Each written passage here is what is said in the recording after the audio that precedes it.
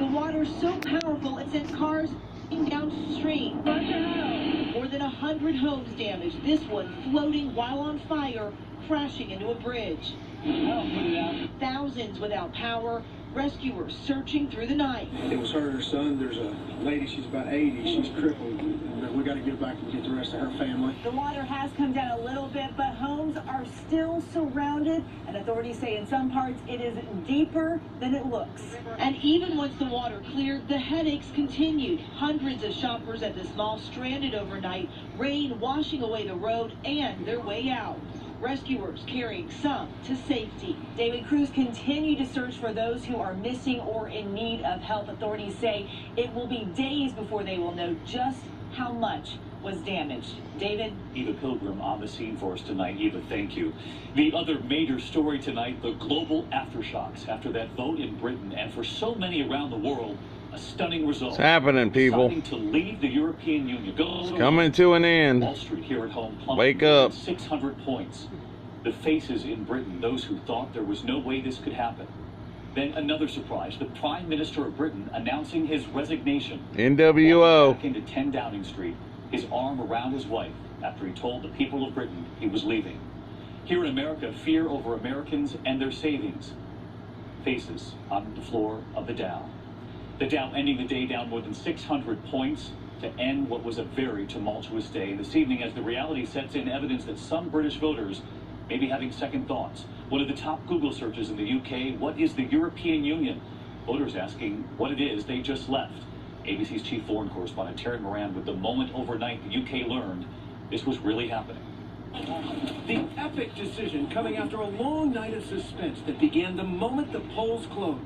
Counting is underway of tens of millions of votes in the EU referendum. More than 30 million votes cast, each ballot counted by hand.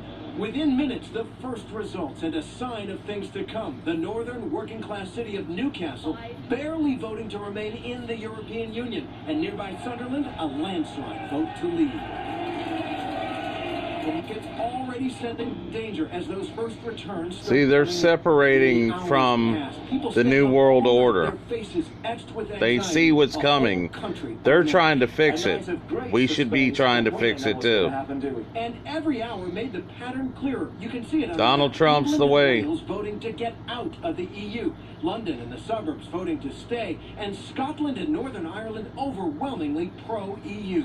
Just before dawn, the BBC calls it. The British people have spoken, and the answer is we're out. For those who wanted to stay in the European Union, utter heartbreak. Like J.K. Rowling, creator of Harry Potter, who tweeted, "I don't think I've ever wanted magic more." And Scotland will seek independence now. But it was sweet, sweet victory for those like They all see it coming. Right-wing party fought for this moment for years. The sun has risen on an independent United Kingdom. As the morning papers blared the news, some were stunned. I'm completely and utterly devastated. Can't actually believe it happened. Others delighted. Winston Churchill would be proud of us. He'd be up there now. This is a good thing. This ain't bad. And the agony of defeat. Prime Minister David Cameron outside number 10 Downing Street, choking back emotion with the surprise announcement he would resign in the coming months. I love this country, and I feel honoured to have served it. It was an emotional campaign, and immigration was a driving issue. This controversial poster capturing the feeling of so many. Breaking point. Late morning, Prime Minister Cameron going to Buckingham Palace, meeting with Queen Elizabeth to chart a way forward.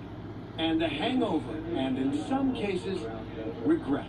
Simply because this morning the reality is actually hitting in, and the regrets are filling in. And Terry Moran with us live from London tonight. Terry, so what next? Because this isn't simply a 24-hour aftershock. This is going to take weeks, months, perhaps years. Exactly, David. What happens next is that Britain and Europe must now negotiate a complicated and painful divorce. There's hundreds of billions of dollars, thousands of laws that need to get sorted out.